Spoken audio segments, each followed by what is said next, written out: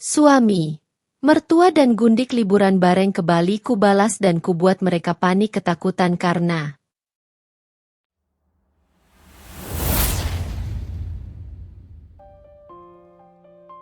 namaku Zakia. Aku tumbuh di keluarga sederhana di pinggiran kota Yogyakarta. Ketika berusia 25 tahun, aku menikah dengan seorang pria bernama Fahmi. Laki-laki yang awalnya kupikir adalah jawaban atas doa-doaku. Ia bekerja sebagai karyawan marketing di sebuah perusahaan swasta, memiliki pembawaan ramah, hangat, dan penuh perhatian. Awal pernikahan kami begitu tenang. Kami tinggal di sebuah rumah mungil dekat aliran sungai kecil yang jernih. Rumah itu tidak besar, tapi cukup untuk kami berdua. Ada ruang tamu dengan sofa coklat tua, dapur kecil yang selalu harum setiap kali aku memasak, dan ruang kerja sederhana tempat aku mengerjakan pesanan desain baju. Aku bekerja sebagai penjahit rumahan. Tidak besar, tidak mewah, tapi usaha kecil itu membuatku bisa membantu memenuhi kebutuhan rumah. Meskipun aku tidak memiliki gelar tinggi, aku bangga dengan hasil karyaku sendiri. Setiap pagi, aku membuatkan sarapan untuk Fahmi. Ia selalu duduk bersandar di kursi kayu sambil membaca berita di ponsel. Sesekali memuji masakanku. "Masakmu paling enak, Ki." Begitu katanya berkali-kali di awal pernikahan. Kata-katanya terdengar tulus. Pernah suatu ketika, ia bahkan pulang membawa bunga kecil yang dipetik dari halaman kantor. Katanya itu untuk menyemangati hari-hariku. Aku tertawa melihatnya, merasa hidupku seolah seperti cerita romantis sederhana yang sering kubaca di novel. Di waktu luang, kami suka menghabiskan malam di halaman belakang. Duduk di kursi plastik sambil menikmati suara gemericik sungai. Di bawah cahaya lampu teras yang kekuningan, ia bercerita tentang mimpinya membeli rumah lebih besar dan memiliki 2 anak. Aku pun mulai membayangkan masa depan kami yang penuh kehangatan. Namun, dalam lingkar bahagia itu, ada satu sosok yang sejak awal tak pernah benar-benar menerima kehadiranku, Bu Laksmi, mertuaku. Beliau tinggal hanya berjarak beberapa kilometer dari rumah kami. Wanita itu tegas, berwibawa, dan memiliki mata yang selalu mengamati, seolah mencari kesalahan sekecil apapun. Saat pertama kali kami bersua, tatapannya bagai mengukur setiap inci diriku, bukan dengan kekaguman, melainkan penilaian. "Kerjamu hanya di rumah?"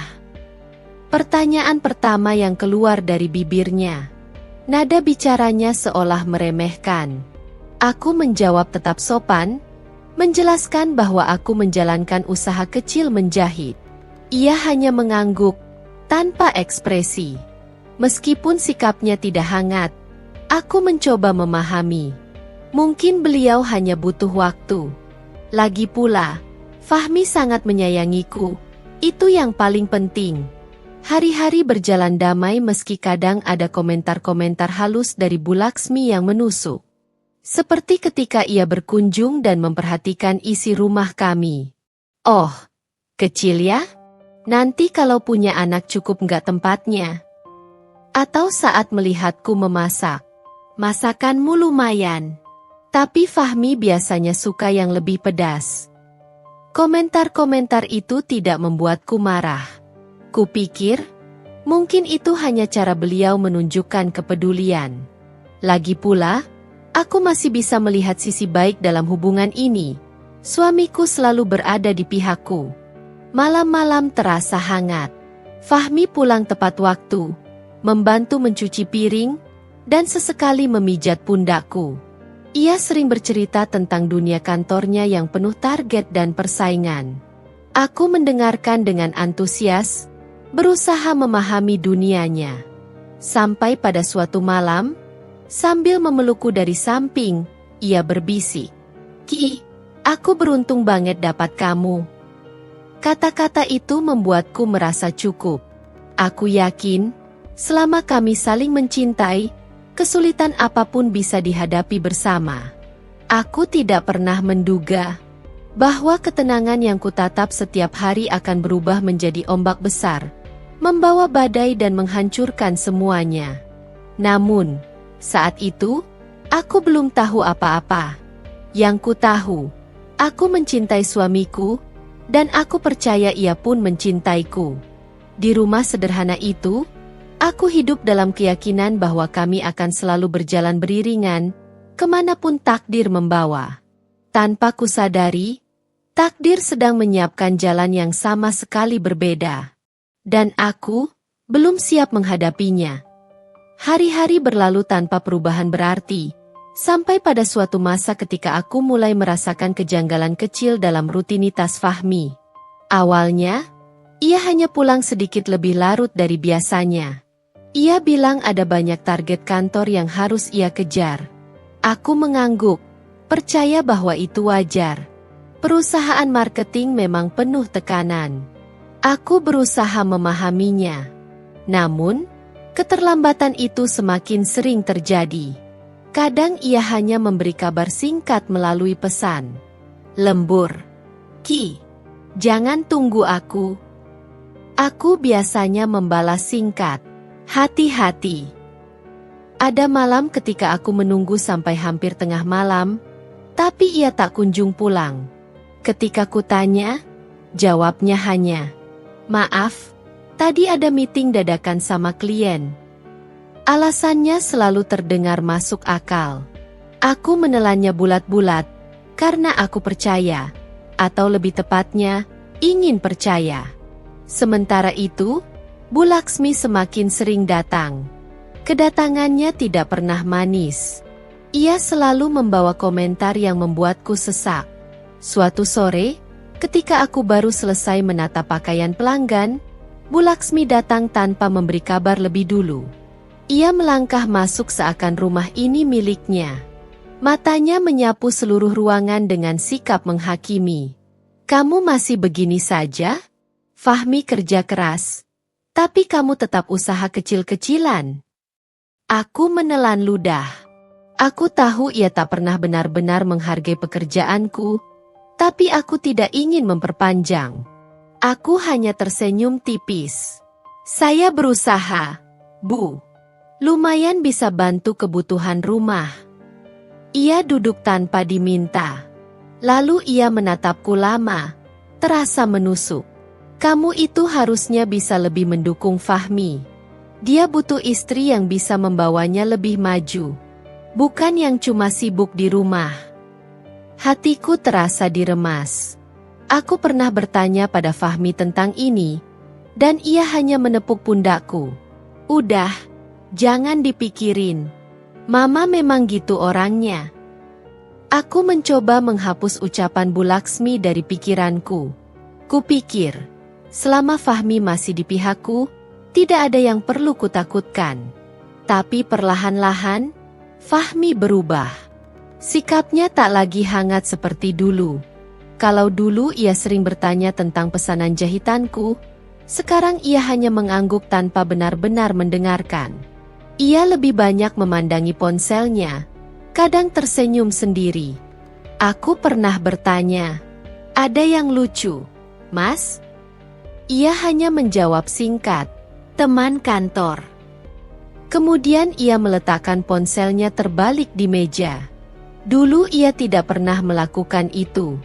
Aku mulai gelisah.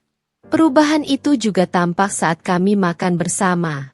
Ia tidak lagi memuji masakanku seperti dulu. Bahkan suatu malam, ia hanya makan beberapa sendok, lalu meletakkan sendoknya, berkata singkat, "Kurang enak." Ia pergi ke kamar tanpa menunggu jawabanku. Aku tetap makan sendiri, menatap piring yang sama, tapi rasanya berbeda, pahit. Perlahan, aku merasakan jarak di antara kami melebar. Ia pulang, tapi rasanya seperti tidak hadir. Ia ada di rumah, tapi pikirannya terbang entah kemana. Aku mencoba mengajak bicara, tetapi hanya mendapat jawaban singkat. Kadang ia terlihat jengkel tanpa sebab. Bahkan hal kecil bisa jadi masalah. Pernah suatu malam, Aku bertanya apakah ia bisa mengantar barang ke pelanggan besok. Ia mendengus kesal. Aku tuh capek kerja. Kamu nggak bisa sih mandiri dikit? Padahal dulu ia sendiri yang menawarkan bantuan untuk urusan rumah. Aku terdiam. Tidak ingin memperpanjang. Malam itu aku tidur membelakanginya. Untuk pertama kalinya, jarak terasa begitu jelas di tempat tidur yang sama. Beberapa hari kemudian, saat kami berkunjung ke rumah Bu Laksmi, suasana terasa lebih dingin dari biasanya. Aku bisa merasakan tatapan tajam yang seolah menilai apapun yang kulakukan. Saat aku membantu menyiapkan makanan di dapur, Bu Laksmi tiba-tiba berkata, "Fahmi itu sekarang banyak kesempatan bagus di kantor. Banyak perempuan pintar di sana. Kamu harus bisa menjaga diri." Kalimat itu terdengar biasa kalau tidak kukenali nada suaranya. Seakan ia ingin mengingatkanku bahwa posisi sebagai istri bisa tergantikan. Aku hanya tersenyum hambar.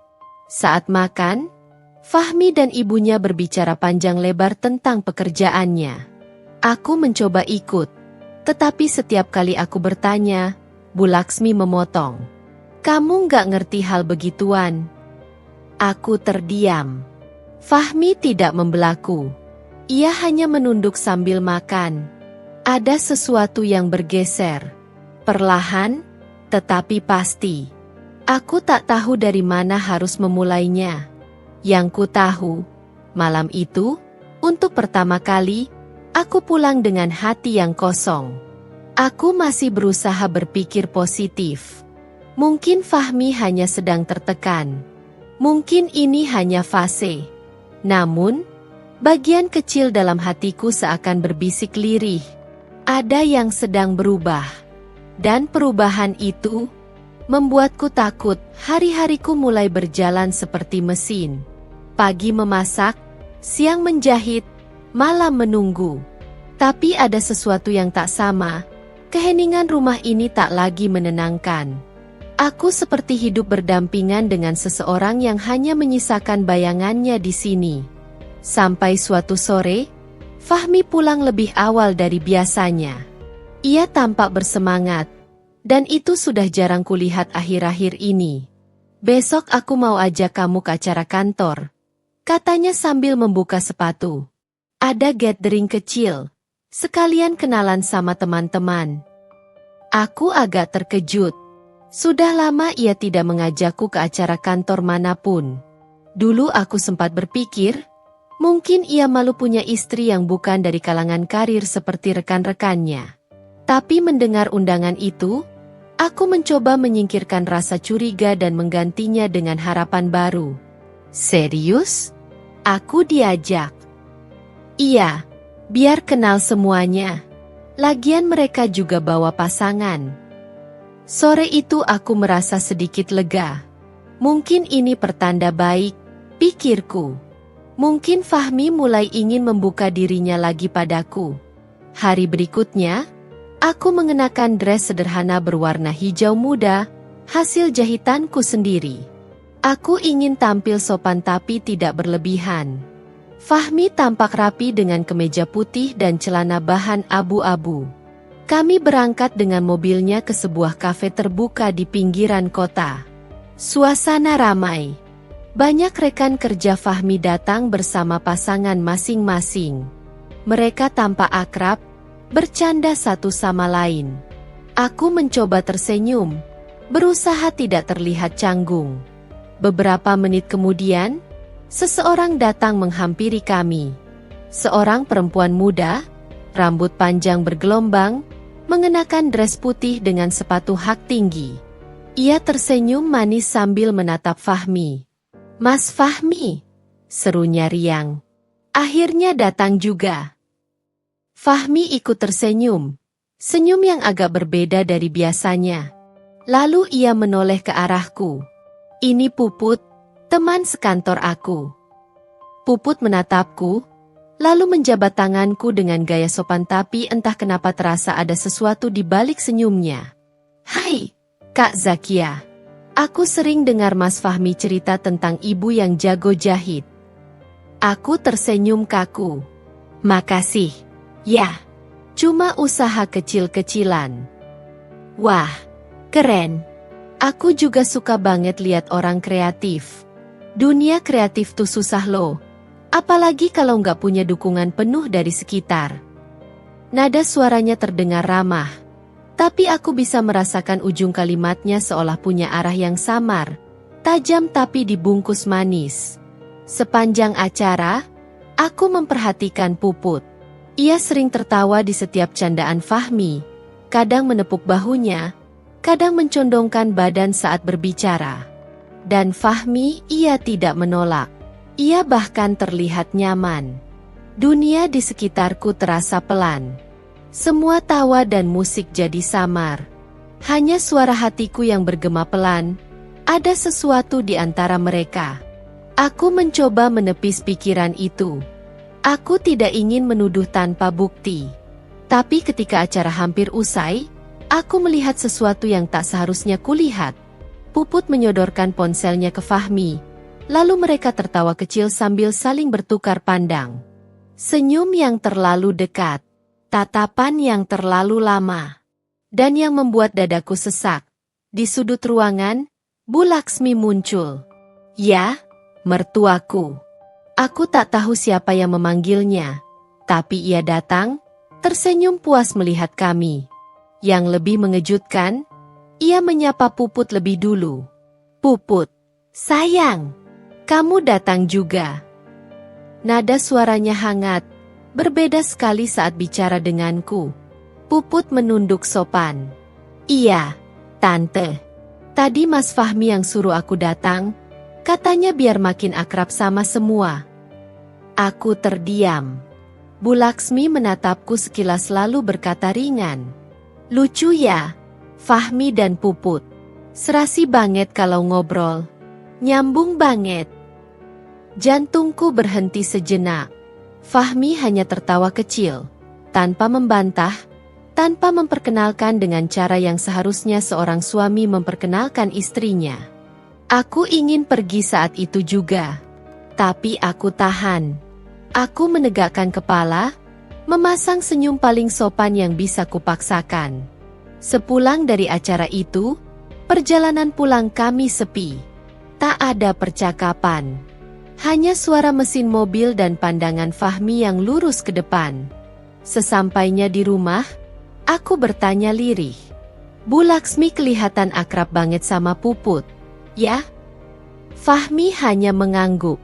Iya, mereka pernah ketemu waktu acara kantor dulu. Oh, jadi Mama udah kenal duluan? Iya, kenapa? Enggak, cuma kaget aja. Fahmi menghela napas panjang. Kamu jangan mikir yang aneh-aneh. Ki, Puput cuma rekan kerja. Udah, istirahat aja. Aku tersenyum hambar. Cuma rekan kerja, katanya. Tapi kata-kata itu menggema terlalu sering di telingaku sejak malam itu. Aku tidak tahu mengapa. Tapi mulai malam itu, setiap kali ponselnya bergetar, setiap kali ia tersenyum sendiri, bayangan Puput selalu muncul di pikiranku. Dan dari cara Bu Laksmi memandang gadis itu, aku tahu, ia sudah menaruh harapan lain di luar diriku. Ada sesuatu yang pelan-pelan tumbuh di antara mereka bertiga. Sesuatu yang kelak akan menghancurkan seluruh ketenangan yang kususun dengan sabar. Aku belum tahu seberapa dalam luka itu akan menjadi. Tapi aku bisa merasakannya mulai menggores hati. Perlahan, tapi pasti semenjak pertemuan itu, hari-hari terasa berbeda. Bukan lagi tentang perubahan kecil yang samar, melainkan retakan yang mulai tampak jelas. Aku merasakan jarak, dingin, dan suara yang tak lagi menyatu. Fahmi semakin sering pulang larut. Ia tidak lagi memberikan alasan panjang, hanya singkat dan datar. Kerjaan, meeting, lembur. Kadang, bahkan tanpa pesan. Aku tidak ingin mencurigai, tapi tanda-tanda itu sulit diabaikan. Aku pernah mencoba menanyakan dengan hati-hati. Mas, akhir-akhir ini sering pulang malam. Capek banget, ya? Ia mendengus, melempar tas ke sofa. Namanya juga kerja. Gak semua orang bisa santai di rumah kayak kamu. Kalimat itu menusukku, pelan tapi dalam. Aku menatapnya, ingin menjelaskan bahwa aku juga bekerja. Aku menjahit, menerima pesanan, mengatur rumah. Tapi ucapannya seperti menutup semua pintu. Malam itu, aku memilih diam.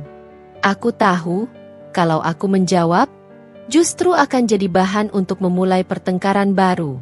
Keadaan semakin memburuk ketika Bu Laksmi mulai mengomentari banyak hal tentangku di depan Fahmi.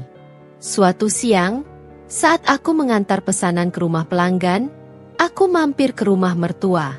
Kupikir, mungkin kunjungan ringan bisa mencairkan hubungan kami. Namun, yang kutemukan justru sebaliknya. Aku mendengar suara mereka dari teras. Pintunya sedikit terbuka. Mi, kamu tuh bisa dapat yang lebih baik. Suara Bu Laksmi tajam. Zakia itu cuma numpang di usaha kecil-kecilan. Gak bakal bisa bantu kamu maju. Hatiku seperti jatuh. Aku ingin melangkah masuk, tapi kakiku terpaku. Mama? Suara Fahmi terdengar lelah. Jangan bahas itu lagi. Kok nggak bahas? Kamu itu makin sibuk. Tapi dia nggak ngerti kesibukanmu. Masakannya biasa aja. Cara bicaranya juga kurang. Aku meremas tas di tanganku. Ucapannya menusuk. Lebih dalam dari sebelumnya. Lagi pula, Puput itu bagus, pintar, pekerja keras. Pantes buat kamu. Dek, nama itu lagi. Puput. Fahmi diam. Dia tidak membantah, tidak membelaku. Aku tidak menunggu lebih lama. Aku mundur perlahan, meninggalkan teras itu dengan langkah yang terasa berat. Malam harinya, aku berusaha tetap tenang. Fahmi pulang lebih malam dari yang biasa. Aku menyiapkan makan. Ia duduk, menatap hidangan sebentar, lalu berkata datar. Kamu nggak bisa coba resep lain? Yang ini agak hambar. Dulu, komentarnya terdengar seperti saran. Kini, terdengar seperti penghakiman. Aku tersenyum tipis. Besok aku coba variasi lain.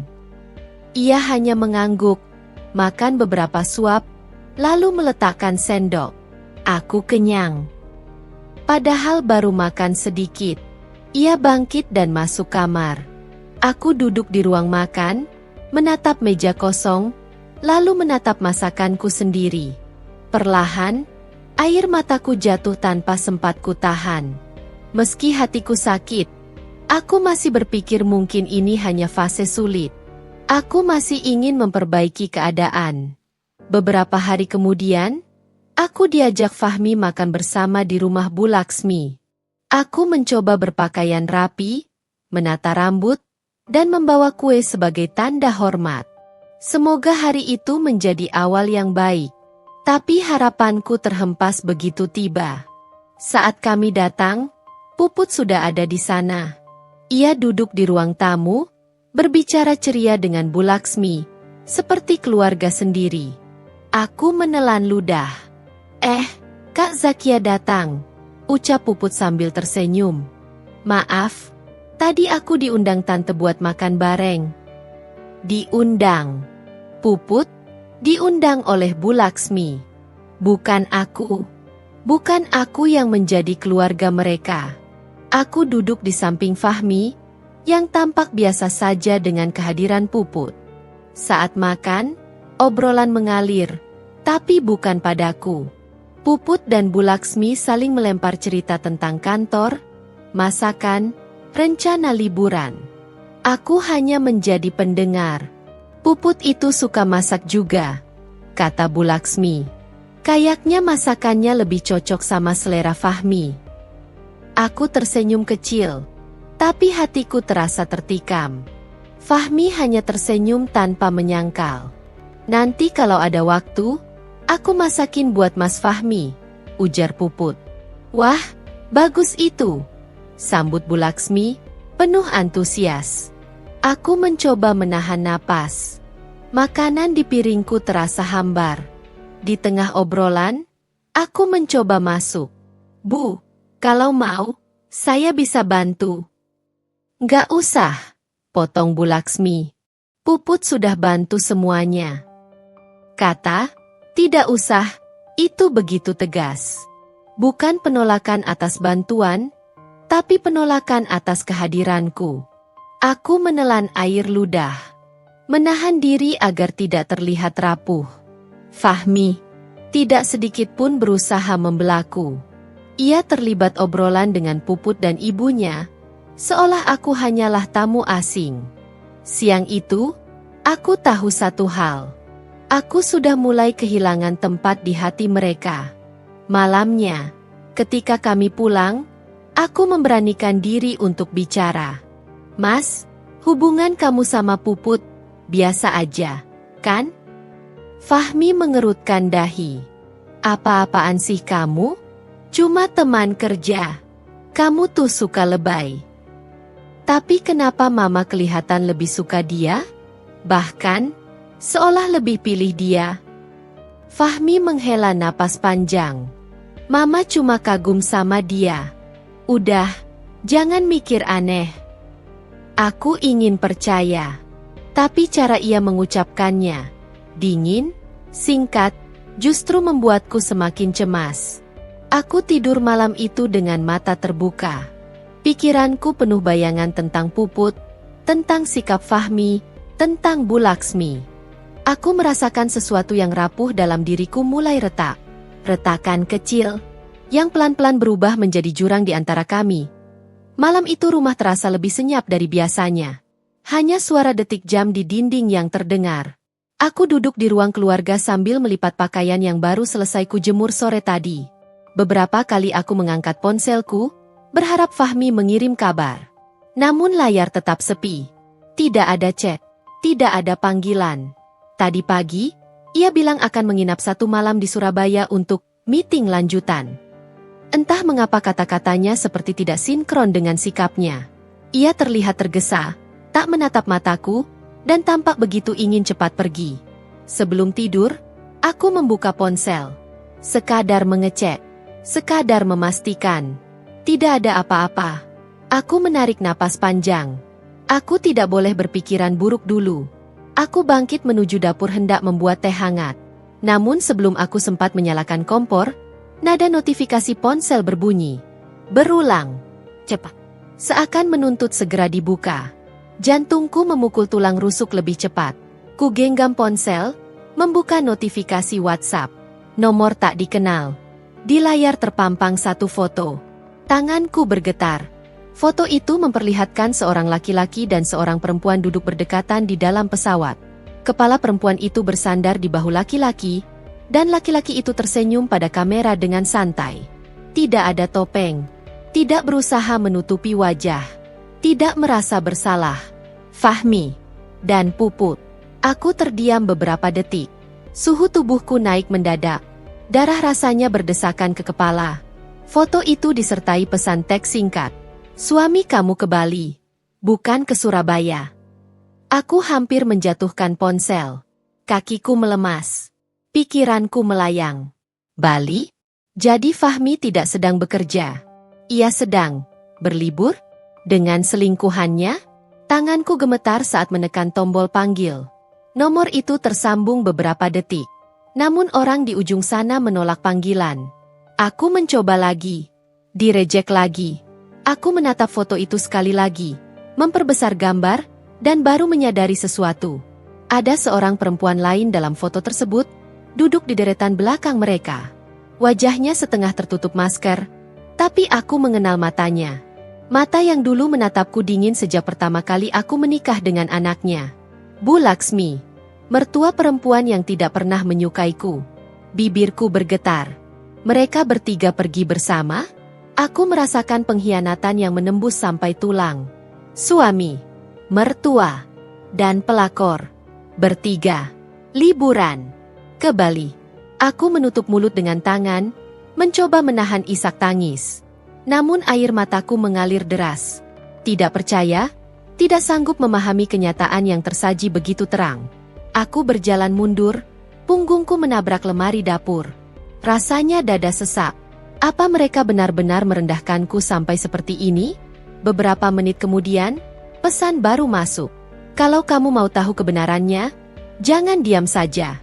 Mereka pikir kamu bodoh. Nomor itu tak menyebutkan nama. Tak ada tanda siapa pengirimnya. Aku membalas. Siapa ini?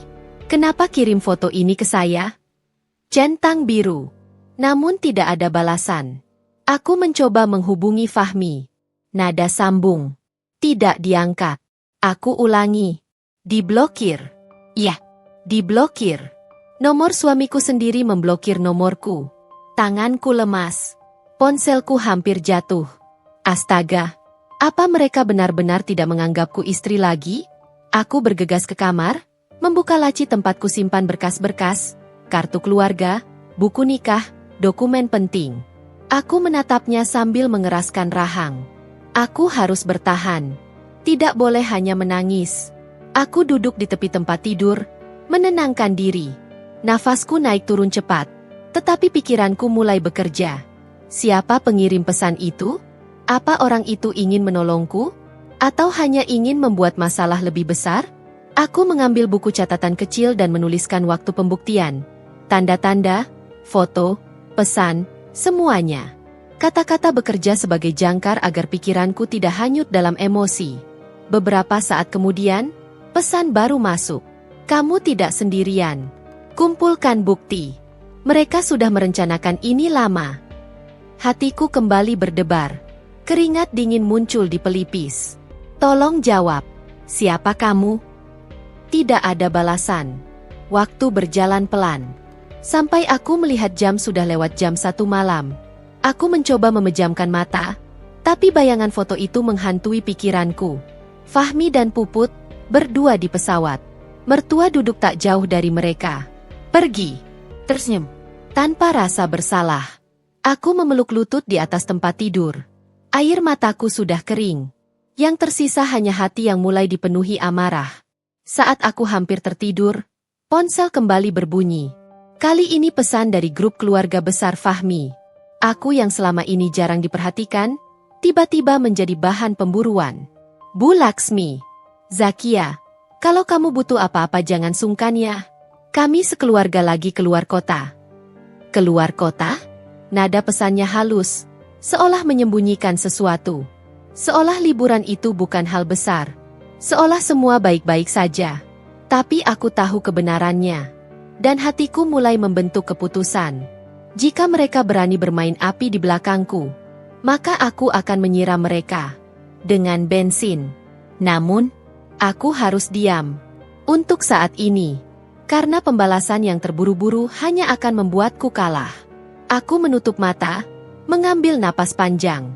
Biarkan mereka bersenang-senang, biarkan mereka merasa aman, karena aku akan menunggu saat terbaik. Bukan untuk menangis, tapi untuk membuat mereka. Panik ketakutan, keheningan malam membuat pikiranku semakin gila. Setiap detik terasa panjang. Aku mengulang-ulang foto itu di kepala. Senyum Fahmi, kepala Puput yang bersandar, dan sosok Bu Laksmi yang tampak santai seperti sedang berlibur bersama keluarga. Gambar itu memberi aku satu kebenaran yang tak bisa lagi kubantah. Mereka memang pergi ke Bali, dan mereka pergi tanpa aku. Pagi berikutnya aku tidak langsung menghubungi siapapun. Aku butuh kepala jernih. Menangis semalaman tak mengubah fakta. Yang kubutuhkan sekarang bukan pemulihan emosional semata, melainkan kebenaran yang utuh, bukti yang tak tergoyahkan. Kutata napas, lalu membuka laci meja kerja. Kuambil kotak kecil berwarna biru yang selama ini kusembunyikan. Di dalamnya ada buku catatan, amplop berisi kwitansi kecil, dan sekumpulan perintal percakapan yang pernah kulakukan dengan Fahmi. Pesan-pesan manis di awal pernikahan, fotonya saat ulang tahunku, bukti transfer kecil yang pernah ia kirim waktu awal usaha jahitanku. Semua itu kukumpulkan bukan sebagai senjata, melainkan sebagai pengingat bahwa hubungan kami pernah nyata. Namun sekarang, aku butuh bukti baru. Langkah pertama, aku harus memastikan tanggal dan lokasi hotel mereka di Bali. Langkah kedua, aku perlu bukti bahwa mereka menginap bersama, bukan sekadar ikut rombongan kantor. Langkah ketiga, aku butuh saksi, seseorang yang melihat mereka berdua bersama di tempat yang jelas menunjukkan kedekatan. Tangan gemetar saat aku mengetik pesan ke satu kontak yang kubuka hanya dalam keadaan darurat. Dina, sahabatku sejak kuliah. Kusadari, aku tak bisa melakukannya sendiri. Tolong, aku butuh bantuan. Jangan bilang ke orang lain dulu. Dina membalas cepat, lebih cepat dari yang kuperkirakan. Zaki, apa? Kenapa? Ceritain. Aku kirimkan foto itu, menulis singkat fakta yang kumiliki. Dina membaca, lalu telepon. Suaranya gemetar, tapi tegas. Jangan panik. Aku bantu cari info. Aku kenal seseorang di travel agent dan satu teman yang sering ke Bali. Kalau mereka pakai paket atau hotel, biasanya ada jejak. Aku cek. Rencana kecil mulai terbentuk. Dina akan menelusuri nama-nama paket tur dan hotel berdasarkan tanggal yang tertera di boarding pass yang samar di foto. Aku tahu mungkin kelihatannya nekat, tapi itu satu-satunya cara untuk memastikan. Sore itu, selain mengontak Dina, aku juga membuka kembali galeri ponsel Fahmi, sesuatu yang sudah lama kubatasi karena takut. Namun kali ini aku menemukan keberuntungan, sebuah foto lama yang tak sengaja tersimpan di folder arsip. Foto itu memperlihatkan Fahmi bersama Puput di suatu acara kantor, tapi ada satu detail kecil yang kulewatkan sebelumnya. Sebuah tag lokasi pada foto itu, Bali, Pantai Kuta. Tanggalnya sesuai, tepat seminggu sebelum pesan anonim itu masuk. Jantungku berdebar. Ini bukan kebetulan. Semalaman aku menyusun semuanya. Aku menuliskan daftar nama hotel bintang 3-5 di Kuta, Seminyak, dan Ubud yang umum dipakai untuk rombongan kantor. Aku menandai kemungkinan waktu mereka tiba dan pulang berdasarkan jejak online yang mungkin tersisa, foto di Instagram, check-in yang tidak sengaja, atau posting keluarga lain yang kebetulan men-tag mereka. Di luar semua itu, ada rasa perih yang terus menggerogoti. Aku ingat saat menikah, ketika Fahmi berjanji akan selalu ada di sisiku. Janji itu terasa seberat kertas basah sekarang. Namun amarah mulai menggantikan kepedihan. Amarah yang dingin, penuh perhitungan. Dina kembali mengabari lewat pesan malam itu. Ia menemukan sesuatu. Ada satu hotel kecil di Seminyak yang menerima reservasi atas nama sebuah perusahaan lokal pada tanggal yang sama seperti foto. Nama tamu utama tidak tercantum di bukti transfer yang ia lihat. Hanya ada jumlah kamar yang dipesan. Namun, ada komentar kecil dari pelanggan sebelumnya yang menyebut rombongan kantor X dengan tamu perempuan yang ramah. Dina mengirimkan nomor telepon resepsionis hotel itu. Langkah berikutnya harus hati-hati. Aku tidak mungkin langsung datang dan menuduh. Kalau aku datang dengan emosi, aku bisa kehilangan kendali atau malah jadi bahan ejekan. Jadi aku memilih jalan lain. Menghubungi seorang kenalan lama yang bekerja lepas di Bali. Seorang guide wisata bernama Wayan, yang pernah bekerja bersama Dina. Ia sering membantu orang mencari alamat atau hal-hal lokal. Kupesan padanya uang untuk sebuah pekerjaan investigasi sederhana. Memantau hotel pada tanggal pulang mereka dan mengumpulkan foto jika memungkinkan. Wayan setuju dengan syarat menerima bayaran kontan. Aku mengirim transfer kecil, dan ia memberi jaminan akan berusaha. Adalah perasaan baru, mencarter orang untuk membantuku mencari bukti bahwa suamiku berkhianat. Perasaan yang sekaligus memalukan dan melegakan. Sementara itu, dalam hati, aku juga menyiapkan rencana cadangan. Jika foto atau bukti yang diperlukan tidak cukup kuat secara hukum, aku harus punya rencana lain. Saksi dari lingkungan kantor Fahmi atau bukti digital yang tak terbantahkan. Malam itu, aku tidak tidur. Aku menyusun kalimat-kalimat yang mungkin akan kukatakan nanti ketika bukti itu ada. Bukan untuk mengemis maaf, Bukan untuk merajuk, tetapi untuk menegaskan eksistensi diriku. Berulang kali aku menuliskan, aku bukan benda yang bisa kau buang. Aku manusia yang pantas dihormati. Kepalaku penuh strategi.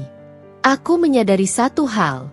Pembalasan bukan sekadar tentang membuat mereka menderita.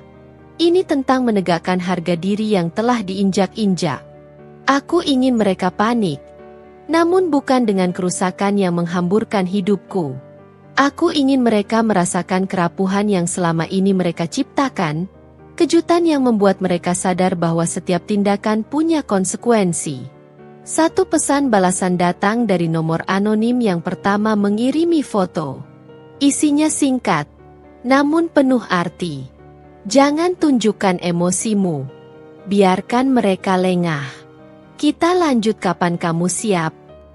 Pesan itu membuatku sadar aku tidak sepenuhnya sendiri. Ada seseorang, atau beberapa orang, yang ingin kebenaran muncul, entah karena empati atau alasan lain. Keberadaan mereka membuat rencana ini terasa mungkin. Beberapa hari berlalu. Setiap detik dipenuhi menunggu kabar dari Wayan dan Dina. Aku menerima beberapa foto samar. Pemandangan dari luar hotel, beberapa tamu yang berjalan di pantai. Namun belum ada yang menampilkan ketiganya bersama. Hingga pada suatu sore, ketika aku sedang menata kain untuk pesanan, ponselku bergetar. Pesan masuk dari Wayan. Saya ada di dekat hotel sekarang. Lihatlah ini. Ia mengirim beberapa foto. Foto pertama menampilkan sebuah balkon hotel yang menghadap ke halaman. Foto kedua, lebih jelas, memperlihatkan sosok 3 orang sedang duduk di bangku taman hotel. Meskipun wajah sedikit kabur, postur mereka, cara Fahmi duduk, cara Puput menyandarkan kepala, dan gaya berjalan Bu Laksmi, membuatku mengenali mereka tanpa ragu. Mataku berair lagi, tapi kali ini bukan karena sedih semata. Ada rasa lega. Karena kini aku punya bukti yang cukup kuat bahwa mereka memang bersama-sama. Aku menyimpan foto itu seperti menyimpan amunisi. Malam itu, aku menatap foto lama pernikahan kami dan foto baru yang kuberoleh. Kontrasnya menusuk. Dari kebersamaan yang dulu hangat, kini menjadi pengkhianatan yang terbuka. Aku tahu langkah selanjutnya harus dipikirkan matang. Menyusun semua bukti, menimbang konsekuensi jika kubuka semuanya, dan menyiapkan strategi agar tidak terlihat seperti istri yang histeris. Namun satu yang pasti, aku tidak akan diam. Aku akan menggunakan bukti itu bukan untuk menghancurkan, tetapi untuk memaksa mereka menanggung rasa panik yang sama seperti yang mereka buat padaku, tapi dengan cara yang akan membuat mereka sadar, takut, dan akhirnya menyesal. Rencana pembalasan mulai terbentuk lebih rapi. Bukan secara brutal, melainkan rapuh dan menjepit. Membuat mereka kehilangan pijakan di antara orang-orang yang mereka percaya. Pada akhirnya, aku sadar, pembalasan terbaik adalah ketika kebenaran menjadi senjata yang menyingkap semua topeng. Aku menatap bukti-bukti itu seperti orang yang menatap peta di medan perang. Foto, tanggal, pesan anonim. Semua menjadi titik-titik yang kini harus kuhubungkan. Rasa sakit masih ada, tapi ia berubah bentuk menjadi sesuatu yang lebih dingin. Tekad, tidak lagi sekadar ingin membalas. Aku ingin membuat mereka merasakan ketidaknyamanan yang sama, bukan untuk menghancurkan hidup mereka, melainkan untuk memaksa mereka mengakui apa yang telah dilakukan. Pagi itu kugeser kursi di meja jahit, membuka laci yang selama ini kupakai menyimpan dokumen penting. Di atas meja, aku susun semua. Foto Wayan, printout percakapan lama dengan Fahmi, catatan kecil yang kuisi sejak malam pertama aku menyadari perubahan sikapnya. Dengan rapi, aku menuliskan kronologi dari awal sampai akhir. Setiap celah, setiap kejanggalan, setiap janji yang dilanggar. Langkah pertama yang kutetapkan adalah memastikan posisiku kuat secara hukum.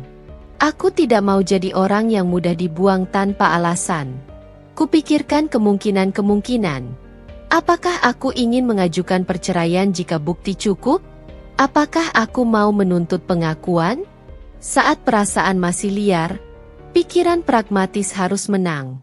Itu sebabnya, diam-diam aku mengontak seorang pengacara, bukan untuk memulai proses hukum sekarang, melainkan untuk berkonsultasi tentang bukti-bukti yang perlu kusimpan agar sah di mata hukum.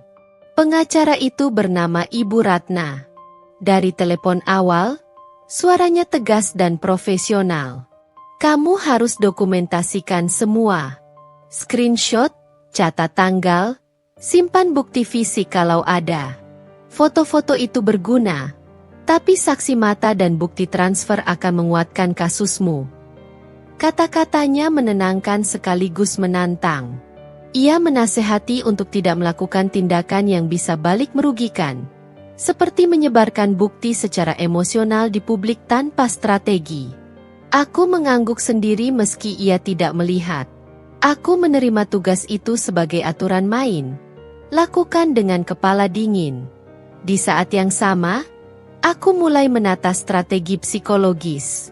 Kalau ingin membuat mereka panik, aku tak harus langsung konfrontasi.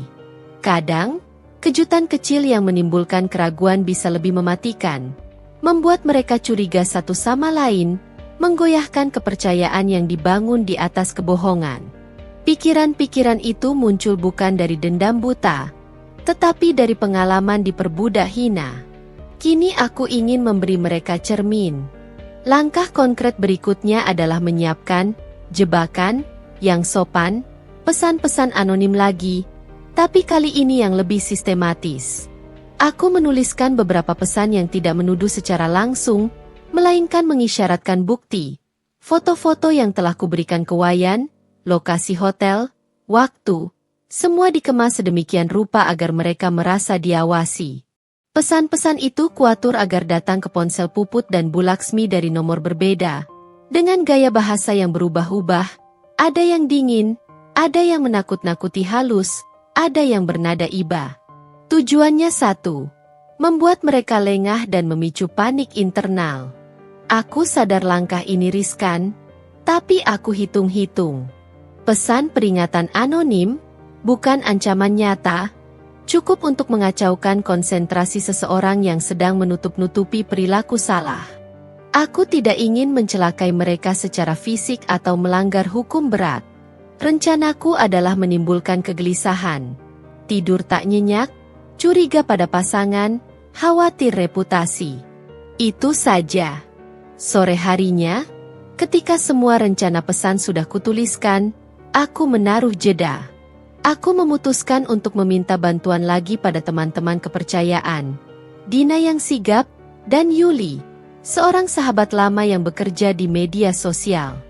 Yuli bisa membantu membuat akun sementara untuk mengirim pesan anonim, sementara Dina mengawasi perkembangan di Bali lewat kontaknya. Aku tidak ingin ada satu celah pun yang terlewat. Kita harus rapi, Ki, kata Dina saat kami bertemu di sebuah warung kecil. Jangan sampai emosi yang menggerakkanmu. Kalau perlu, catat semua respons mereka. Kita butuh pola. Aku setuju. Aku menaruh foto-foto bukti itu pada flash disk, juga mencetaknya untuk berjaga-jaga. Bagiku, keberadaan bukti fisik memberikan rasa aman, bahwa aku tidak hanya menggantung pada interpretasi perasaan. Malamnya, aku menjalankan langkah pertama. Pesan pertama dikirim ke nomor Puput dari akun yang dibuat Yuli.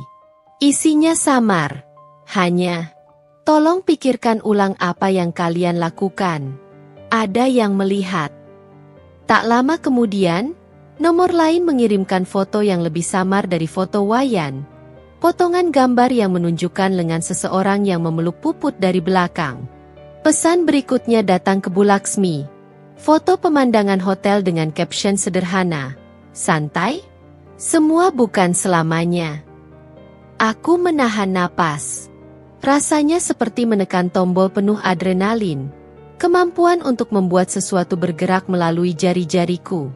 Hasilnya tidak instan, tapi cukup cepat. Pesan itu membuat mereka gelisah. Dari pantauan Dina, Aku menerima screenshot chat dari salah seorang pegawai hotel yang menunjukkan Bu Laksmi mengetik pesan panjang lalu menghapusnya. Pupu terlihat membalas singkat dan terdengar berbisik ketika berbicara di depan resepsionis. Wayan mengirim video singkat di mana Pupu tampak mondar-mandir di area kolam. Wajahnya pucat. Melihat itu, hatiku sedikit lega, namun tidak puas. Gelisah mereka adalah bukti bahwa langkah psikologis ini bekerja. Tapi aku tidak mau berhenti di situ. Aku ingin mereka saling menguji, saling menuduh, lalu terjebak dalam kebingungan. Kegaduhan kecil di antara mereka akan membuat mereka kehilangan pijakan. Di satu sisi, ada rasa bersalah yang menyelinap, bukan karena mereka pantas, melainkan karena aku, seorang istri, harus turun ke level tipu daya untuk mempertahankan harga diri. Tapi kemudian aku ingat malam-malam menunggu tanpa jawaban, kata-kata dingin dari pria yang kusebut suami, dan tatapan tajam Bu Laksmi yang merendahkanku. Rasa bersalah itu pupus oleh kesadaran. Kadang harga diri menuntut tindakan yang tak nyaman. Beberapa hari setelah pesan-pesan anonim itu dikirim, aku mendapat telepon dari nomor tak dikenal lagi. Kali ini suaranya lembut. Seorang perempuan. Kamu Zakia, kan? Aku yang kirim beberapa foto itu. Jantungku berlonjak. Siapa kamu? Kenapa membantu saya? Enggak semua orang bisa percaya pada suami sendiri. Aku punya alasan untuk ikut membantu. Tapi jangan tanya banyak. Yang perlu kamu lakukan, kumpulkan semua bukti. Jangan sebar ke publik dulu. Kita atur supaya mereka merasa ketakutan cukup lama, agar mereka mulai saling curiga. Setelah itu, kita bawa bukti ke orang yang benar. Perempuan itu menutup telepon cepat. Aku tidak sempat bertanya siapa dia. Rasa penasaran bertemu dengan lega, bahwa ada aliansi tak terduga di luar sana. Siapa dia? Mengapa ia peduli? Jawaban tidak datang. Namun aku belajar satu hal. Saat seseorang memutuskan membantumu, ada kemungkinan mereka juga pernah merasakan hal serupa. Di tengah strategi itu, aku juga mulai mempersiapkan diriku untuk hari-hari setelah pembalasan. Jika rencana ini berjalan, aku kembali menata uang yang kubutuhkan, memikirkan opsi tempat tinggal sementara, dan mulai menjalin kontak dengan beberapa keluarga yang mungkin bisa kukunjungi sementara waktu nanti.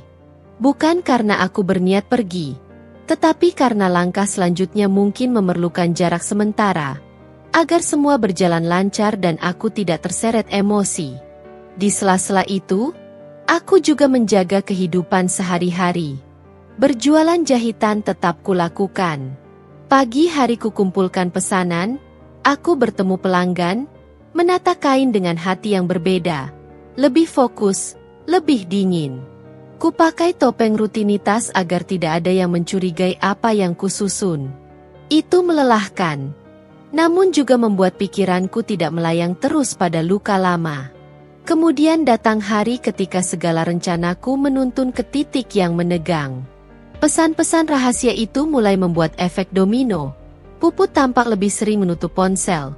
Bu Laksmi menjadi pendiam di grup keluarga, hanya memberi stiker tanpa komentar, dan yang paling mengejutkan, Fahmi mulai sering menelepon, namun dengan nada gugup.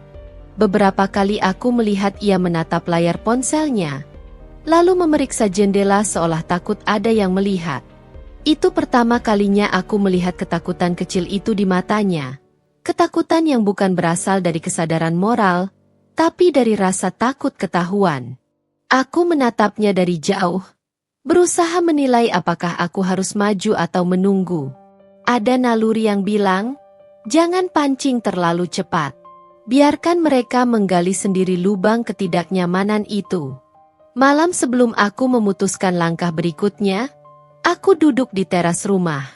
Angin malam mengusap rambutku. Aku menarik napas panjang, memikirkan semua yang telah terjadi. Luka yang dulu membuatku melemah kini mengajarku cara bergerak lebih cerdas. Di kepalaku kutulis lagi satu mantra kecil. Bukan balas dendam yang kuburu, tapi pengakuan. Bukan kehancuran, tapi keadilan untuk harga diriku. Kemudian kubuka ponsel, menatap daftar pesan yang masuk hari itu. Ada satu pesan dari nomor anonim yang selalu muncul di sela-sela. Siap untuk langkah berikutnya? Mereka sudah mulai retak. Aku mengetik jawaban singkat. Siap. Dan di saat itu pula, aku tahu, ketakutan yang akan kutaburkan bukan hanya tentang rahasia mereka. Ia akan menyingkap kelemahan yang selama ini mereka sembunyikan. Mereka akan panik. Mereka akan mencari-cari jawaban. Dan ketika mereka melangkah dalam kebingungan, aku akan berdiri di tengah, tenang, terencana, dan tak lagi menjadi korban. Pagi itu aku bangun lebih awal dari biasanya. Udara masih dingin, embun menempel di daun di depan rumah. Di dapur, aku menyiapkan sarapan seperti biasa, telur orak-arik, sambal sederhana, dan secangkir teh hangat. Semua tampak biasa. Namun di dalam dadaku ada ketegangan yang membuat tangan tak bisa berhenti menggenggam cangkir. Fahmi tampak tenang. Ia sibuk merapikan koper, memilih baju yang rapi, memasukkan pakaian yang menurutku bukan untuk liburan biasa. Ia tertawa kecil ketika melihat aku mengemas beberapa peralatan mandi, seolah tak ada yang aneh. Santai, Ki. Cuma liburan kantor biasa, katanya sambil mengunci koper. Aku mengangguk, memaksakan senyum. Dari luar, aku harus terlihat biasa. Topeng tenang itu harus melekat sempurna. Kalau aku ketahuan gelisah, rencanaku bisa runtuh karena mereka akan semakin curiga. Bu Laksmi sudah datang sejak pagi. Ia berdandan rapi, memakai syal sutra yang selalu membuatnya terlihat angkuh. Ia sibuk memeriksa daftar bawaan di ponsel, lalu menepuk bahu Fahmi seperti ibu yang bangga. Jaga diri baik-baik ya, anakku. Bawakan aku oleh-oleh. Iya, Ma. Jawab Fahmi sambil tersenyum pada ibunya. Senyum yang dulu kubayangkan hanya untukku. Puput datang belakangan, membawa tas mungil yang diselempangkan modis. Ia menyapa ramah, menatapku dengan senyum manis yang kini membuatku lebih hati-hati. Selamat jalan, Kak Zakia, katanya ceria. Aku membalas dengan pelukan singkat, pura-pura hangat.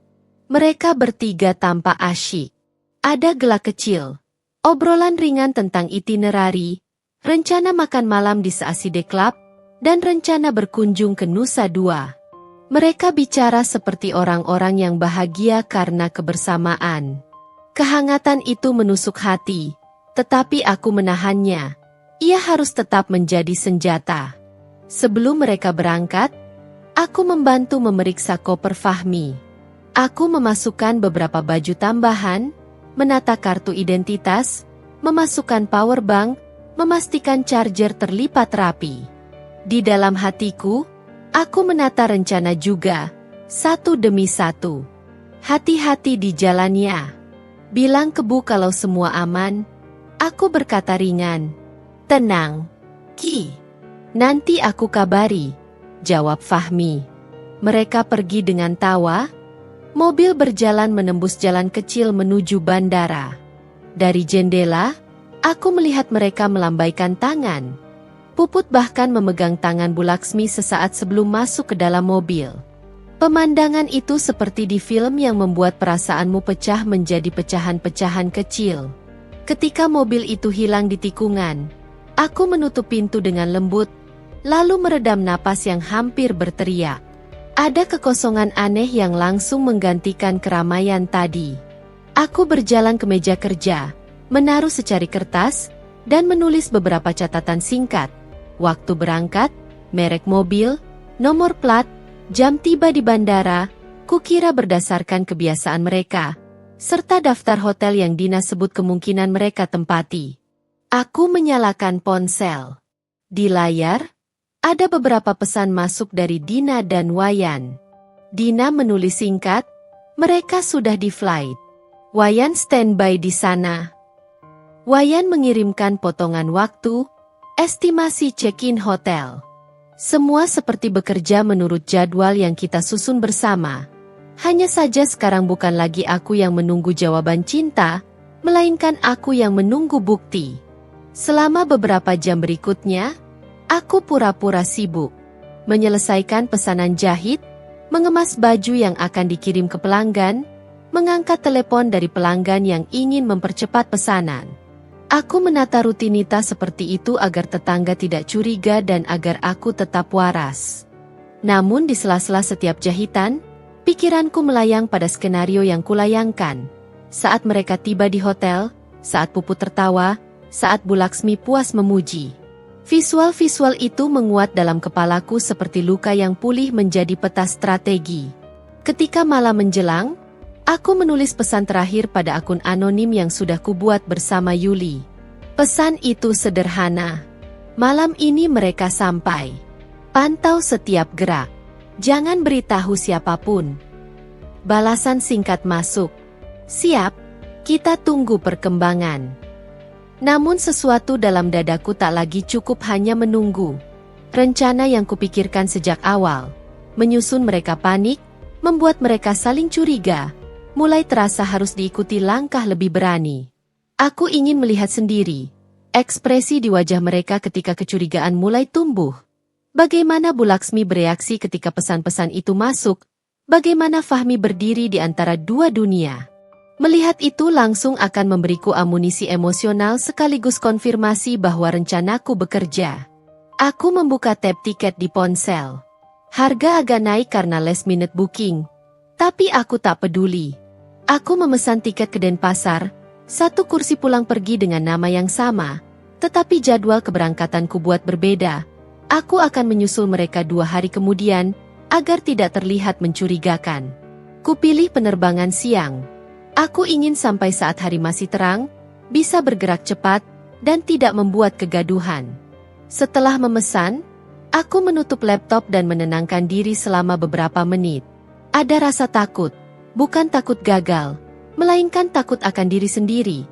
Takut bahwa menjelajah ke wilayah asing demi menghadapi kecurangan suami dan mertua akan mengubahku menjadi orang yang tak ku kenal. Namun pikirku lebih kuat, ini bukan soal menjadi orang lain. Ini soal membela martabatku. Ku tatap cermin kecil di meja rias. Wajahku tampak lelah, mata sedikit sembab.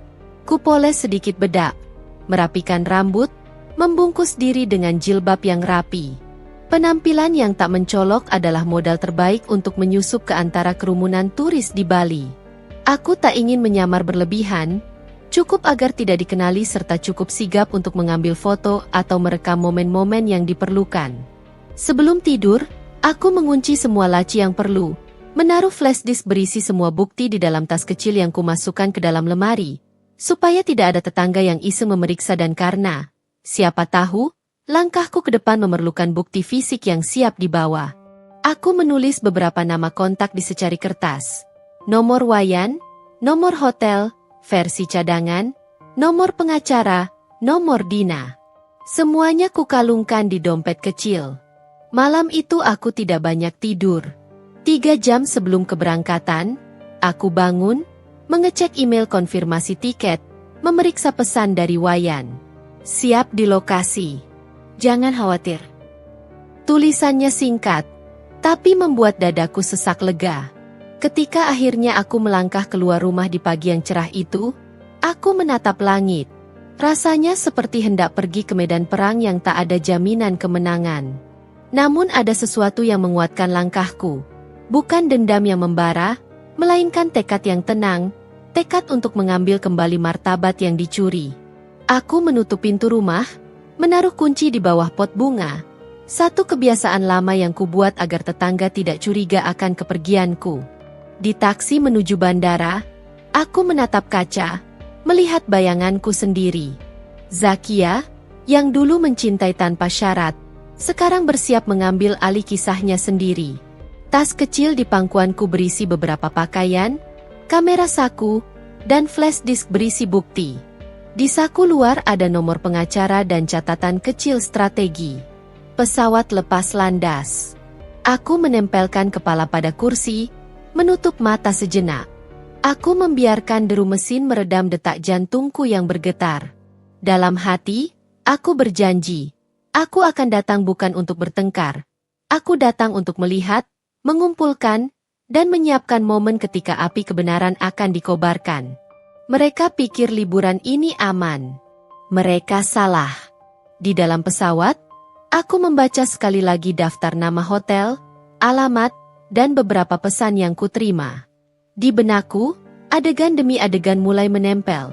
Ketika aku menyusup di antara para tamu hotel, ketika aku merekam percakapan kecil, ketika aku mengirim sebuah foto anonim yang membuat Puput gemetar, semua bagian dari rencana besar yang dipikirkan rapi. Pesawat menurun. Bali menanti dengan ombak dan pasirnya. Di sanalah, di antara pasir putih dan senyuman palsu, aku akan menuntut pengakuan. Bukan dengan teriakan, tetapi dengan bukti yang tak terbantahkan, dan dengan sebuah ketenangan yang akan membuat mereka panik karena tidak tahu kapan kebenaran akan menyerang. Kaki ini menapak di pasir kuta dengan jantung yang berdenyut kencang, bukan karena keindahan pantai, melainkan karena tujuan yang kutentang sendiri. Di antara deretan kios souvenir dan turis yang tertawa, aku merasa seperti bayangan yang menyelinap. Wajahku aku rapin supaya tidak mencolok. Jaket longgar menutupi tubuhku, kacamata hitam menutupi sebagian wajah. Aku tidak ingin dikenali sebagai istri yang ditinggalkan. Aku harus jadi pengamat yang tak terlihat. Setibanya di hotel, aku menurunkan tas kecil dan meminta dilayani seperti tamu biasa. Bermain peran semudah mengambil napas. Pegawai resepsionis menyapa ramah, menawarkan brosur tur, menanyakan apakah aku ingin kamar menghadap taman atau laut. Aku memilih kamar yang berada di satu sayap yang menyisakan pemandangan halaman dan kolam renang. Posisi strategis untuk mengamati tanpa terlihat mencolok. Setelah meletakkan barang, aku keluar lagi, berpura-pura berjalan-jalan sambil mengamati setiap gerak. Dari jauh, aku melihat mereka, 3 sosok yang kuduga. Satu lelaki berpakaian kasual yang mirip Fahmi, seorang perempuan berambut panjang yang sering kulihat di foto, dan seorang wanita parubaya yang anggun namun berdiri sedikit terpisah, tampak asyik dengan teleponnya. Mereka tertawa.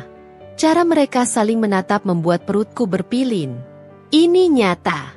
Ini bukan hayalanku. Aku mengatur napas, menyalakan kamera saku, dan mulai merekam. Tidak secara frontal, aku mengambil sudut dari kejauhan, memastikan wajah mereka tidak jelas sampai kukumpulkan lebih banyak bukti. Aku bergerak pelan, memantau rutinitas mereka. Sarapan bersama, sesi foto di tepi kolam, obrolan yang berulang tentang makan malam nanti, atau kapan ke Nusa Dua. Mereka tampak anggun di hadapan publik. Topeng yang sama persis seperti yang kupakai dulu di acara kantor mereka, penuh basa-basi. Di sela-sela canda, ada detik-detik kecil. Sentuhan pada lengan, tawa yang lebih lama, bisik-bisik. Semua itu kian memperkuat apa yang telah ku tahu. Suatu sore, ketika matahari turun malu-malu, mereka duduk bersama di kursi santai dekat bar. Fahmi memegangi gelas esnya, sementara Puput condong, menatap wajahnya. Bu Laksmi tampak menikmati percakapan seperti wanita yang bangga mendapat sekutu baru. Saat itulah aku merekam percakapan mereka dari jarak yang aman. Suara teredam oleh riuh tamu lain, tapi beberapa potongan terdengar jelas ketika suara mereka naik. Nanti malam kita ke restoran tepi pantai, kata Puput, suaranya manis. Bagus, biar suasana beda, jawab Fahmi, suaranya tenang. Tidak ada kata cinta di antara mereka saat itu, tapi ada keakraban yang lebih dari sekadar rekan kerja. Itu cukup untukku. Lewat beberapa hari pengamatan, aku mengumpulkan foto, video pendek, dan catatan waktu. Namun aku juga melihat sesuatu lain, celah kecil dalam kepercayaan mereka. Saat mereka sedang asyik, terdengar telepon masuk di ponsel Bu Laksmi. Ia membaca pesan yang jelas membuat wajahnya berubah. Murung sesaat, lalu buru-buru menutup layar. Aku tidak bisa membaca pesannya. Tapi reaksi itu menunjukkan bahwa rencana pesan anonim kami mulai berbuah. Keesokan paginya, suasana tampak lebih tegang. Puput terlihat sering memeriksa ponselnya, menatap layar, dan menghapus sesuatu. Fahmi yang biasanya santai kini tampak gelisah. Mata sering melirik ke arah jendela. Tangan mereka tidak lagi bebas menikmati hari. Mereka berjalan berdekatan, tapi langkahnya cepat dan tegang, seperti orang yang sedang menunggu ledakan. Di sela pengamatan, aku menyusup ke kafe hotel dengan alasan memesan minuman. Dari meja dekat bar, aku bisa melihat sebagian besar area. Di sana juga ada beberapa pegawai yang kugumuli sekilas. Senyum ramah, gerakan cepat, beberapa dari mereka tahu lebih banyak daripada tamu. Aku mendekati salah satu staf yang melayani breakfast, gadis muda bernama Sari, ramah, tetapi matanya cekatan. "Maaf, Mbak, boleh tanya sedikit?" Tanyaku sambil menunduk sopan. "Tentu, Bu. Ada yang bisa dibantu?" Saya lihat ada rombongan kemarin. Mereka check-in pakai satu perusahaan. Apakah tamu-tamu itu sering minta privasi? Sari menatapku sekilas, ada rasa ingin tahu, namun ia cepat menutupnya. "Beberapa tamu memang seperti itu, Bu. Kalau ada apa-apa, resepsionis yang tangani." "Apakah mereka sering bersama-sama di area tertentu?" Tanyaku lagi.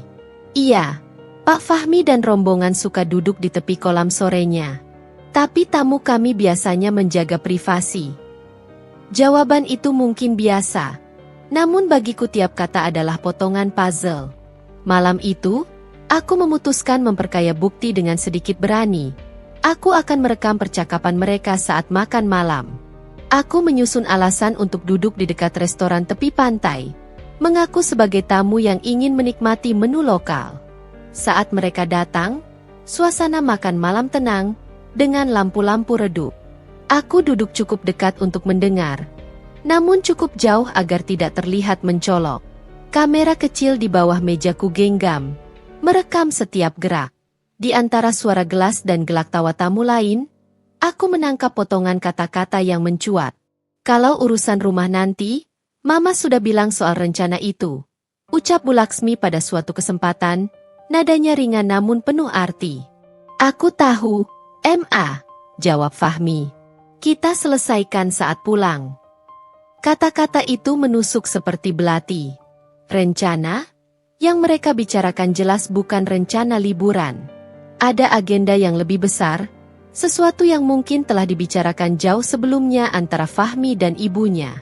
Ketika Puput ikut tersenyum, kupahami bahwa skenario ini telah diatur rapi, dan aku kini mengumpulkan bukti untuk menyingkapnya. Setelah makan malam, aku tak langsung kembali ke kamar. Aku memilih berjalan di pantai, menaruh ponsel pada mode merekam suara. Aku ingin menangkap ledakan ketegangan yang kian mengisi hari-hari mereka. Angin malam membelai pipiku, namun tidak mampu menyingkirkan dingin yang merayapi tulang. Pada hari berikutnya, sebuah kejadian kecil memberi aku keuntungan yang tak terduga. Puput yang terburu-buru meninggalkan tasnya di kursi saat hendak mengambil foto. Aku mengamati dari kejauhan, lalu melihat seorang pegawai kebersihan hotel mengambil tas itu untuk disimpan sementara di ruang Lost and Found, kasus sederhana.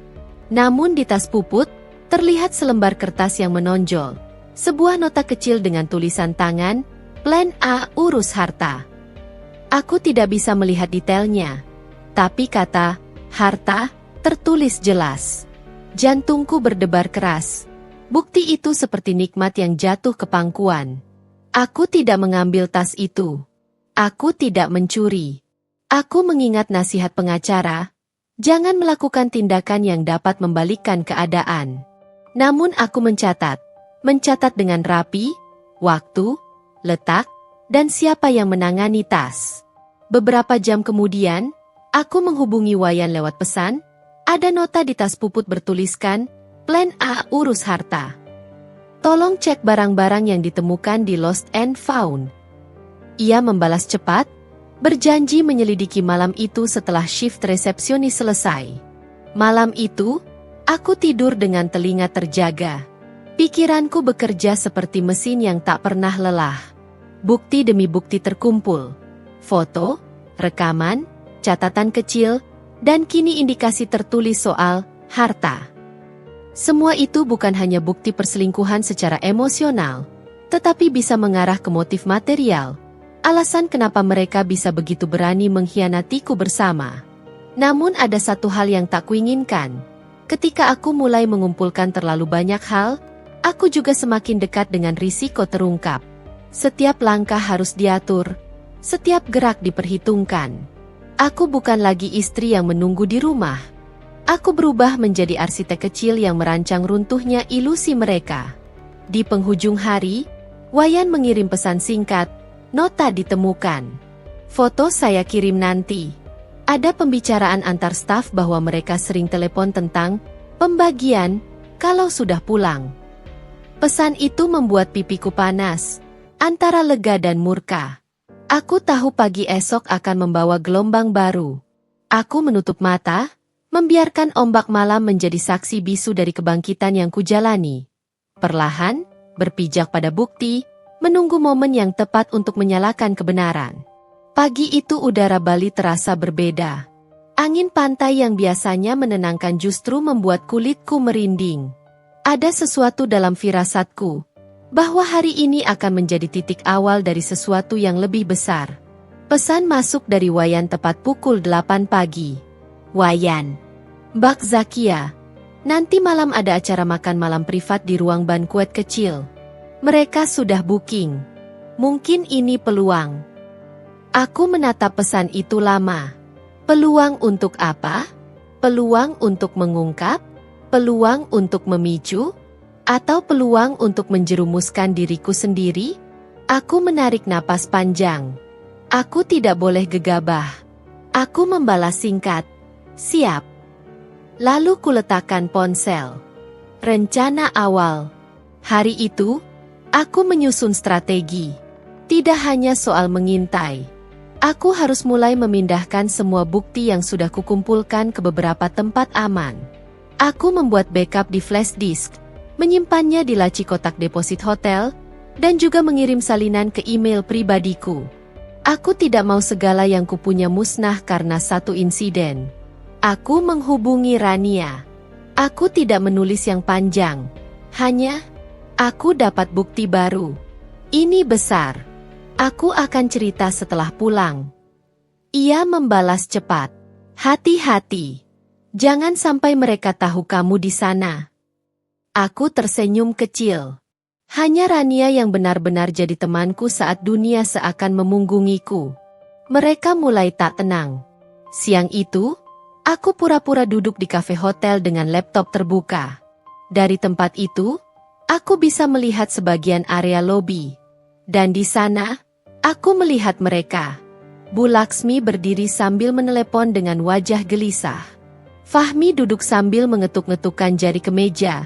Wajahnya serius. Puput menunduk melihat layar ponsel, sesekali melirik kanan-kiri. Suasana di antara mereka sudah tidak seharmonis sebelumnya. Aku bisa menebak sebabnya, pesan-pesan misterius yang mereka terima. Tiba-tiba Fahmi berdiri, berbicara pada Bu Laksmi dengan nada rendah tapi ketus. Aku tidak mendengar jelas, tapi melihat gerakan tubuhnya saja aku tahu ia mulai panik. Matanya menyapu sekitar, seperti memastikan siapapun tidak menguping. Aku menunduk, berpura-pura serius mengetik. Beberapa menit kemudian, rombongan kecil itu berjalan cepat menuju lift. Mereka seolah melupakan suasana liburan.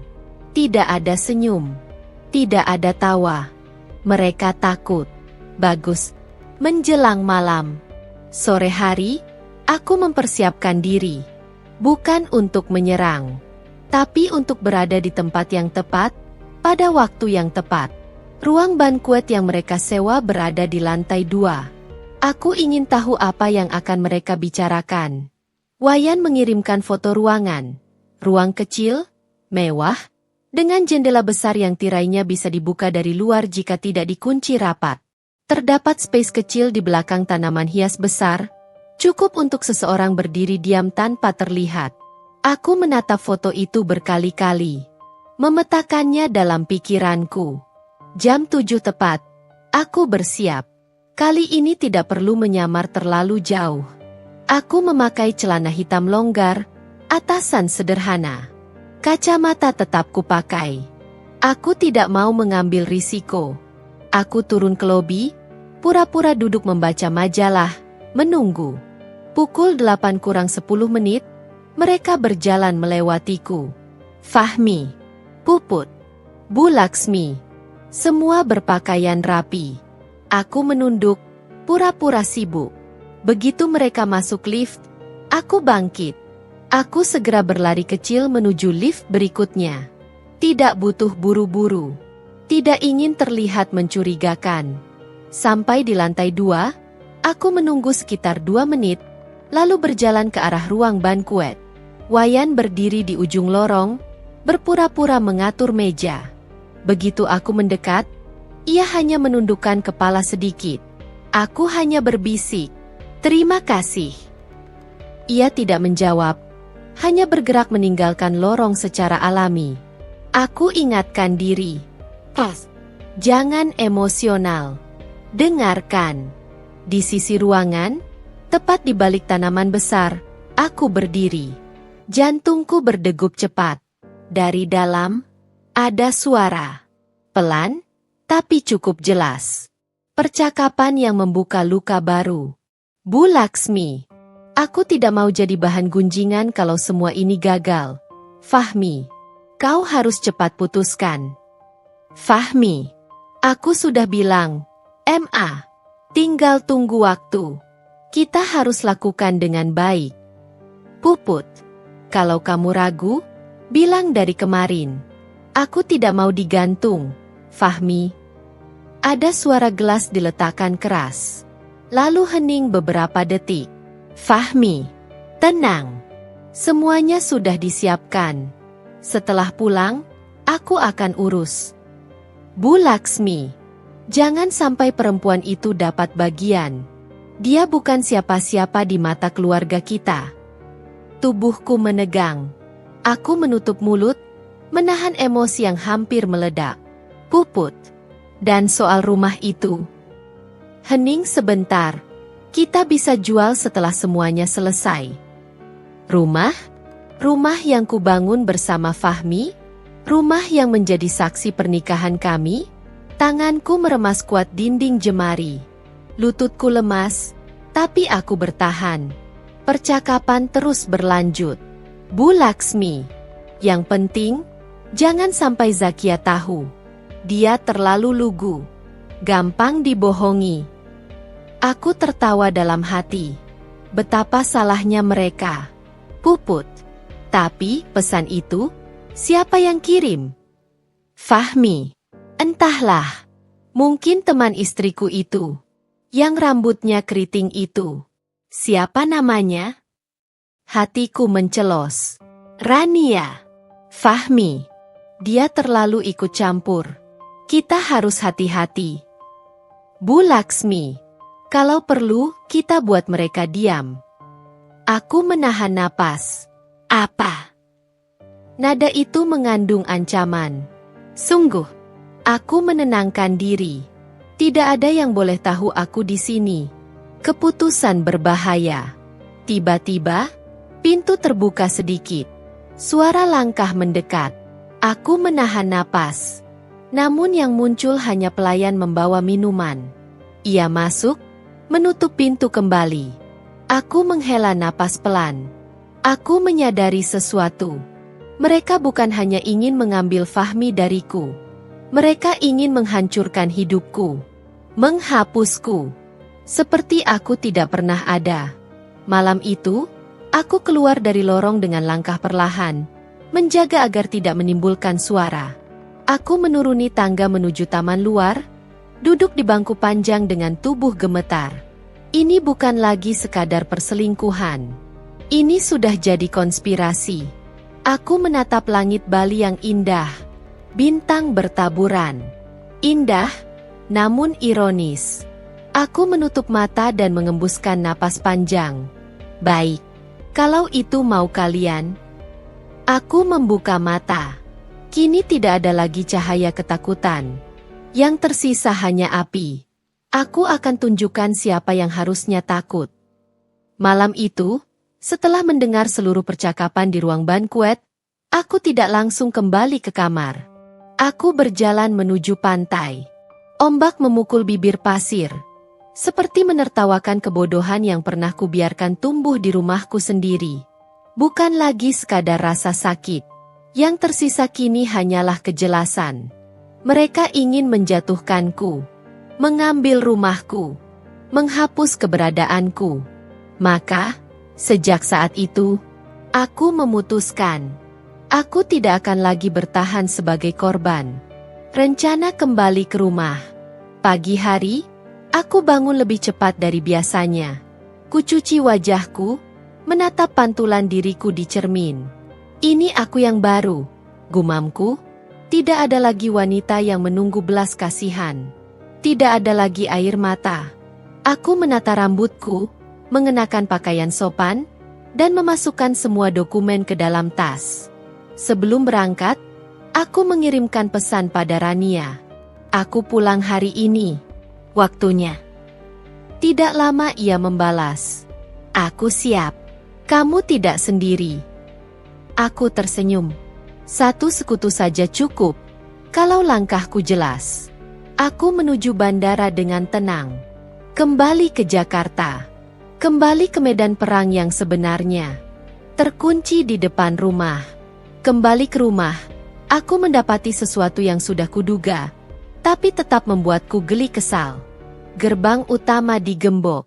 Rumah yang aku bangun bersama Fahmi, yang kuberi waktu, tenaga, dan cinta, kini mengusirku sendiri. Ironis, tapi juga lucu. Aku tidak panik. Aku berdiri di depan rumah, mengeluarkan ponsel, dan memotret semuanya. Bukti. Tak lama, tetangga depan rumah datang menghampiri. Bu Zakia, kok di luar? Tanya Bu Mira pelan. Aku tersenyum tipis. Sepertinya ada yang menghapus namaku dari rumah ini. Bu Mira terlihat marah. Keterlaluan. Padahal rumah ini dulu kamu yang renovasi besar-besaran. Aku mengangguk. Mereka lupa, di atas kertas, ini tetap rumahku. Aku menyimpan bukti foto, lalu menghubungi tukang darurat untuk membantuku membuka gerbang. Bu, gak takut suaminya marah? Tanya si tukang saat kami menunggu izin. Aku balas dengan senyum kecil. Kalau dia berani memulai perang, aku pastikan dia tak siap menghadapi akhirnya. Beberapa menit kemudian, gerbang terbuka. Aku masuk. Rumah itu sepi, tapi tidak kosong. Masih ada sisa aroma masa lalu. Tapi kini aku masuk sebagai pemilik yang siap menata ulang, bukan sebagai istri yang buta. Fahmi pulang lebih cepat. Malam harinya, saat aku sedang duduk di ruang tamu menata berkas, suara pintu terbuka keras. Fahmi masuk dengan wajah merah, panik, dan marah. Zakia, kenapa kamu ada di sini? Aku memandangnya, tenang. Kenapa? Ini rumahku. Aku dengar kamu ke Bali. Kamu sengaja ikut kami. Untuk apa? Aku tersenyum tipis. Oh, banyak hal. Menonton, mendengar, mengumpulkan. Apa maksudmu? Aku membuka laptop, menyalakan video rekaman makan malam mereka di pantai, percakapan mereka di hotel, foto saat mereka duduk bersama di pesawat. Fahmi terdiam. Mulutnya terbuka, tapi tidak bisa berkata apapun. Aku tahu semua, Fahmi. Puput. Dan ibumu. Ia melangkah maju, berusaha merebut laptop. Aku menutupnya lebih cepat dan berdiri. Sentuh aku, atau berkas ini, akan sampai ke tempat yang kamu paling takuti. Ia terhenti. Napasnya tersengal. Kamu mau apa dari aku? Aku mendekat, menatap lurus ke matanya. Aku mau hakku, rumah ini, harta kita, dan kebebasan. Ia menatapku lama. Kamu mau cerai? Aku mengangguk ringan. Lebih cepat lebih baik. Aku yang ajukan. Fahmi tertawa hambar. Kamu pikir kamu bisa menang? Aku mengeluarkan flash disk, melemparnya ke meja. Lihat itu. Cukup untuk membuat ibu kamu kehilangan muka. Puput kehilangan pekerjaan. Dan kamu kehilangan semuanya. Fahmi gemetar. Kamu tidak akan berani. Aku mengambil ponsel, menghubungi seseorang. Panggilan tersambung. Pak, saya siap tanda tangan. Kita bisa mulai besok. Fahmi menegang. Pengacara. Kamu pakai pengacara? Aku tersenyum. Saat kalian berlibur, aku bekerja. Saat mertua tahu. Beberapa hari kemudian, rumah ini kedatangan tamu, Bu Laksmi. Puput ikut di belakang, menunduk. Zakia, kamu keterlaluan. Bentak Bu Laksmi begitu masuk. Aku menatap mereka tanpa ekspresi. Saya baru mulai, Bu. Berani sekali kamu merekam kami. Kamu pikir tidak ada hukumnya? Aku mengeluarkan berkas. Justru semuanya sudah diatur sesuai hukum. Ibu, saya punya bukti. Video, transkrip, dokumen. Termasuk rencana kalian untuk mengambil rumah ini dan harta bersama. Wajah Puput pucat. Fahmi berdiri di sudut ruangan, menatap lantai. Zakia, apa maumu? Teriak Bu Laksmi lagi. Aku berdiri, menghampiri mereka. Saya tidak akan melapor, kalau kalian tanda tangan kesepakatan. Mereka menegang. Fahmi setuju bercerai tanpa menuntut harta. Rumah ini tetap milik saya. Tabungan bersama dibagi 2. Puput keluar dari kehidupan saya. Dan kalian tidak boleh mendekati saya lagi. Semua terdiam. Bahkan angin pun seperti berhenti. Puput menatap Fahmi, lalu Bu Laksmi. Ketiganya saling berpandangan, panik. Kalau tidak, lanjutku. Maka video kalian akan sampai ke kantor Fahmi, keluarga besar, rohis masjid, dan majelis kantor ibu. Suasana mendadak beku. Tidak ada yang berani bicara. Akhirnya, baik, kata Fahmi lirih. Aku tanda tangan. Bu Laksmi menatapku seperti ingin menelanku hidup-hidup. Namun ia tahu, permainan sudah selesai. Dasar perempuan, gumamnya. Aku tersenyum pelan. Perempuan yang kalian remehkan. Penutup. Proses cerai berjalan cepat. Bukti yang kukumpulkan membuat Fahmi tak punya ruang untuk melawan. Puput hilang entah kemana setelah isu ini menyebar di lingkungan kantor.